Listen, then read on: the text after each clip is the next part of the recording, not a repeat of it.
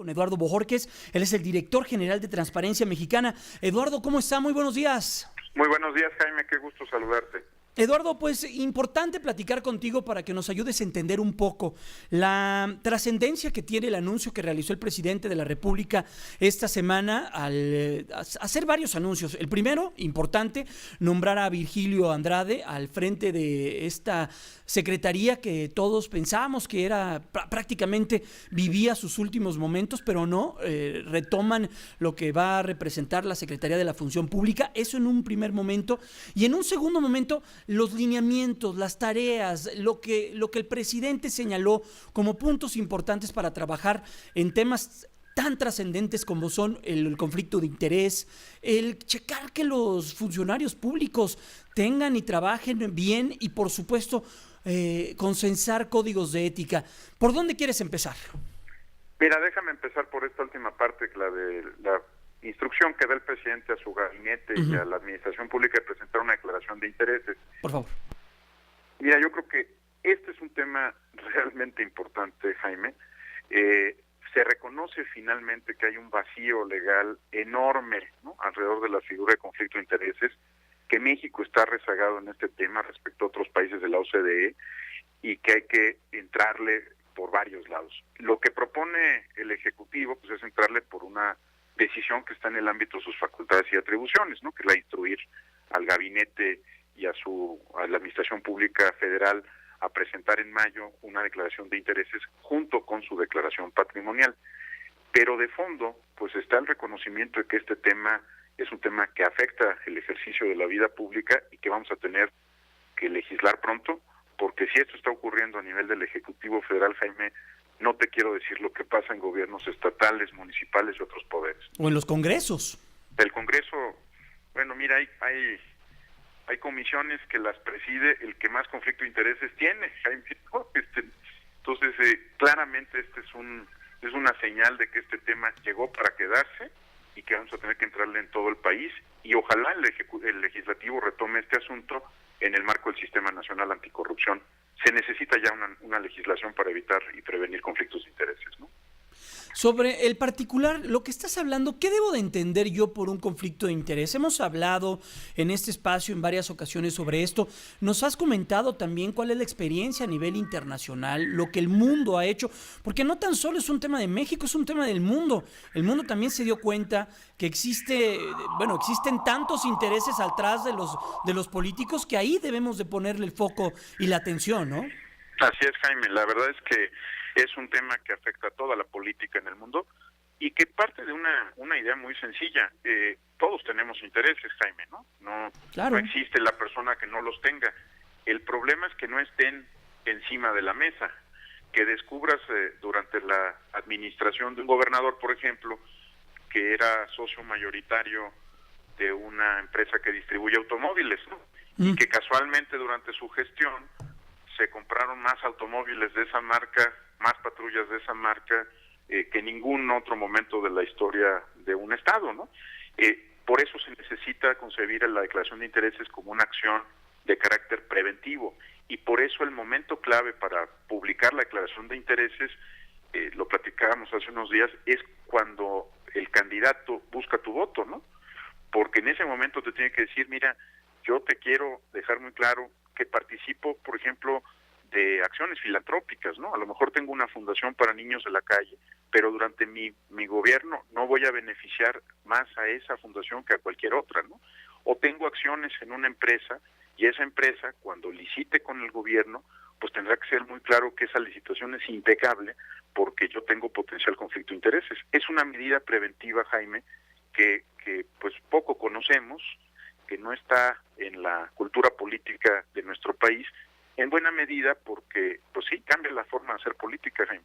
Basándonos un poco también en lo que pasó la semana cuando se dio a conocer este anuncio, revivir la Secretaría de la Función Pública cuando era prácticamente una secretaría que vivía sus últimos momentos, ¿esto cómo lo debemos de entender, Eduardo? ¿Cómo debemos de replantear nuevamente esta secretaría que veíamos que estaba prácticamente de salida? Mira, como te acordarás cuando platicamos sobre el Sistema Nacional Anticorrupción hace unos meses, en diciembre del año pasado, claro, se dejó muy claro que la Secretaría de la Función Pública tenía que ser parte del sistema anticorrupción. Lo que creo que no ha sido claro en el mensaje presidencial es que es una de las piezas de ese sistema. No es usar anticorrupción Virgilio Andrade, no tiene poderes extraordinarios. De hecho, es una secretaría que tiene todavía muchas carencias en términos de diseño institucional, de capacidades de investigación, de facultades para, por ejemplo, investigar en la bolsa de valores y no solamente en las cuentas de banco, para ver los paraísos fiscales y otros temas. Yo creo que lo que no han explicado, y creo que es un error, es que si se aprueba un sistema nacional anticorrupción, la Secretaría será una de las piezas de ese sistema. Ahora, si se aprueba la reforma constitucional y eso supone un nuevo mecanismo para designar al secretario de la Función Pública, pues habremos vivido un corto periodo con el secretario Andrade, porque pues tendrá que cambiar, la designación del secretario, y esto solo durará unos cuantos meses.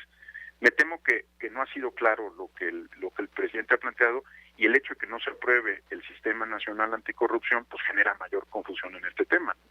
Ahora, platicando prácticamente de lo que va a tener que ser las tareas de el secretario Virgilio Andrade, ahí ¿cuál es la opinión que tiene Transparencia Mexicana y cuál es lo que sucede en el mundo? Cuando alguien, por ejemplo, y lo veía con analistas, con articulistas, le pone a uno de sus subalternos a investigar a su jefe, ¿ahí cómo podemos entender esto? ¿Habrá independencia en la investigación? Porque también va a tener que investigar a otra persona dentro del mismo gabinete, que es de donde vienen los recursos, que es al propio secretario de Hacienda. ¿Cómo debemos de entender esto y qué es lo que pasa en el mundo con este tipo de experiencias? En mi opinión, debieron haber optado por una comisión independiente, o bien una comisión legislativa que contenga, pues eso, que podría producir un reporte, informe, un documento que solo si se encontrara algún ilícito se convirtiera en materia para que la Secretaría de Función Pública iniciara un procedimiento de responsabilidades, o la Procuraduría General de la República en el caso de delitos de servidores públicos. Al pedírselo, como lo señalas, al recién nombrado secretario, pues pone en una situación imposible, porque si quiere hacer un trabajo ejemplar, tendrá que ser el proceso de investigación pues más transparente en la historia del país, Tendrá que ser muy claro cuál fue el método que utilizó, qué tipo de investigación realizó, cómo la condujo, quiénes participaron, Tiene que ser un trabajo de verdad encomiable en términos de apertura para poder generar confianza. Eso lo hubiera resuelto el que hubiera una comisión independiente. Sé que han considerado que haya un comité que revise el trabajo del secretario, pero ese comité lo que va a hacer es revisar lo que haya hecho el secretario, no conducirá la investigación independiente. Ah, ok. Oye, Eduardo, estamos platicando con Eduardo Bojorquez, él es director general de Transparencia Mexicana. Eduardo, sé que ustedes, junto con el Instituto Mexicano de la Competitividad y un grupo de legisladores, están planteando también una nueva tarea al interior del Congreso. Esta semana dieron a conocer algún programa, alguna propuesta que tienen para presentar, no una ni dos, solo 3 declaraciones. Platícanos rápidamente de qué se trata esta propuesta. Sí, bueno, desde principios del año Transparencia Mexicana lanzó la campaña 3 de 3, que busca que los candidatos, en este caso los candidatos, le entreguen a cada uno de los electores a los que le están pidiendo sus votos, o hagan del conocimiento de la opinión pública sus tres declaraciones. Una declaración patrimonial pública, una declaración de intereses pública, que eso es también muy importante, y una constancia del SAT, que es una declaración fiscal, en la que se muestre que están al corriente del pago de sus impuestos y que lo han hecho durante los últimos años. Esta era la campaña que aparece en redes sociales bajo el hashtag 3 de 3, 3DE3. Uh-huh. Esta campaña fue bien recogida por un grupo de senadores. Decidimos que había que hacer una versión de esta iniciativa para el Congreso en funciones. Esta iniciativa 3 de 3 es el hashtag 3 de 3, donde se plantea hacer públicos 3 documentos. La iniciativa es más amplia, es una iniciativa que se llama 3 de 3, que está pensada para el proceso electoral 2015, y que busca que los electores le pidan a sus candidatos, a los candidatos que están buscando su voto, 3 declaraciones: una declaración patrimonial pública, una declaración de intereses pública también, y esto es muy importante, que se conozcan cuáles son los intereses antes de acceder al poder, y el tercer lugar es una confirmación, una declaración de impuestos que confirme que han pagado impuestos durante los últimos 5 años. Esta es la campaña 3 de 3. Y esta semana lo que presentamos es una parte de esta campaña que tiene que ver con legisladores. Lo hemos puesto bajo el portal legisladortransparente.mx, y lo que estamos haciendo es una invitación a los distintos legisladores del país, a los 628 legisladores del país, para que voluntariamente suban a esta plataforma lo mismo, ¿no? Claro. Su declaración patrimonial, una declaración de intereses pública y su declaración de impuestos, para mostrarnos que han estado contribuyendo al presupuesto público del país, ¿no? La campaña entonces seguirá por la parte de los candidatos, y la plataforma será permanente para los legisladores que decidan incorporarse a este ejercicio. Eduardo Bojorges, muchas gracias. Él es el director general de Transparencia Mexicana.